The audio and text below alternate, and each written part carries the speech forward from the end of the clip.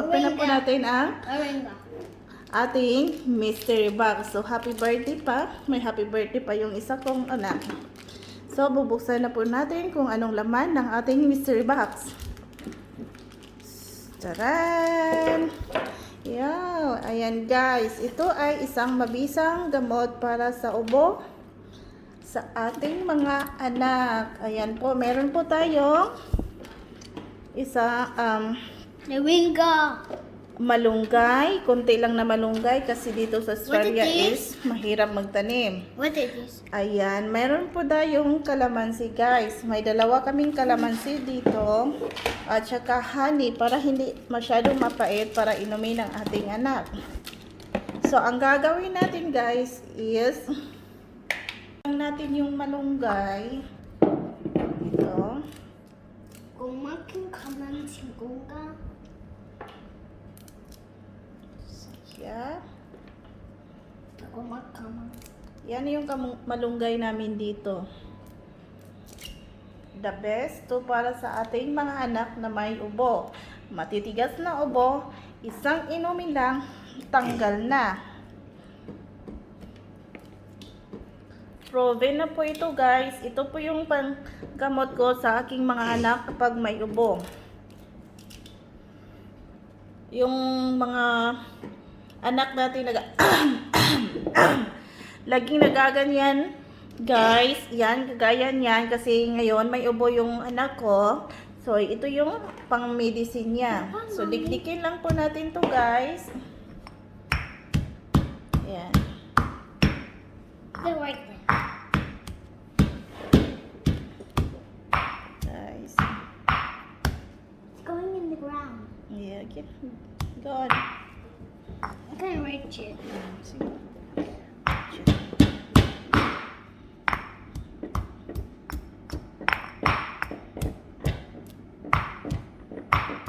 You're getting a ring off. Okay. Yeah.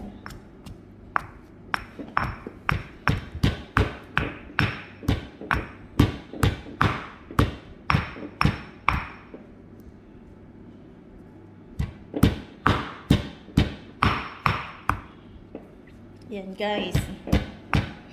A little bit more water. I need water. I need water. Guys. I need water. Kailangan nating dikdikin ito. Hindi ko Para- makakaminom ka. Lalabas yung Ganda ka makama. juice niya. Ito guys, kasi konti, sobrang konti lang ng moringa natin. Ang gagawin namin is, yan, dikdikin lang to guys. So, ayan na po siya. Ito na. Pizza lali. Ito na guys. Ayan, tapos na po. Ayan na po siya. Ayan guys.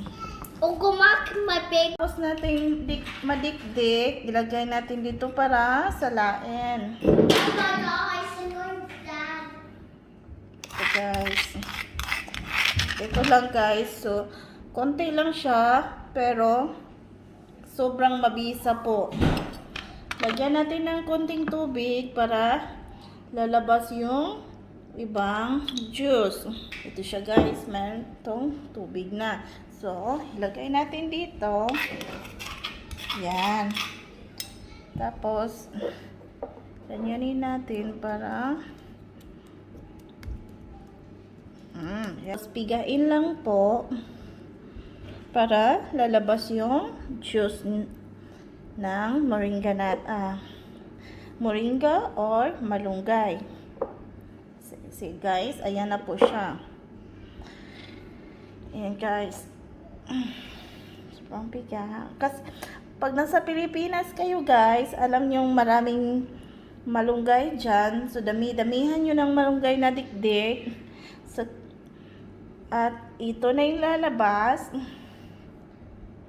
Painom nyo lang po to sa inyong anak ng 2 beses sa isang araw. Ayan guys, ito lang guys, is, yung anak ko, 1 beses lang po siya iinom nito. Tapos matatanggal na ubo niya. Ayan guys. Tapos after nyan, lalagyan po natin ng dalawang kalamansi. Dalawang kalamansi, yung maliliit naming kalamansi, galing to sa puno namin. Sa Australia guys, dito sa area namin is mahirap din magtanim kasi ma-frost din siya. So, dyan sa Pilipinas, ayan, kahit isa lang po na malaki dyan, pwede na po. Tapos, piga ng kalamansi. Ayan. Ayan guys, kalamansi. Tapos, lagyan po natin ng honey. Kasi bata kasi, so para hindi masyadong mapait at inumin nila, lagyan po natin ng konting honey para matamis. Ayan po guys. Mimix lang po natin. Ito na po siya. Parang isang kutsara lang siya. Ayan na po guys. Ito yung pinakamabisang gamot. Last time, may yung anak ko na kagaya ng ganyan. Ilang beses na kami nakapunta sa doktor. Tapos ang sabi ng doktor is may habit daw niya. Ayan guys, habit. Pero as a mother po, alam nating may problema talaga. Kasi ang lalakas ng mga ganun guys. So, nahihirapan kami. Pumunta kami ng doktor. Tatlong beses kami sa doktor. So, nag-try kami ng moringa at ito yung ginawa ko. 2 beses lang guys. Naku guys, tanggal agad guys. Di kayo magsisi. Kasi ito talaga, proven na talaga namin to. Lagi may ubo yung anak ko or kami. Ito na talaga yung ginagamit ko. At saka, yung anak ko is parang hindi natatabla ng gamot sa pharmacy. Kaya ito na lang. Subukan nyo ito guys para sa inyong anak.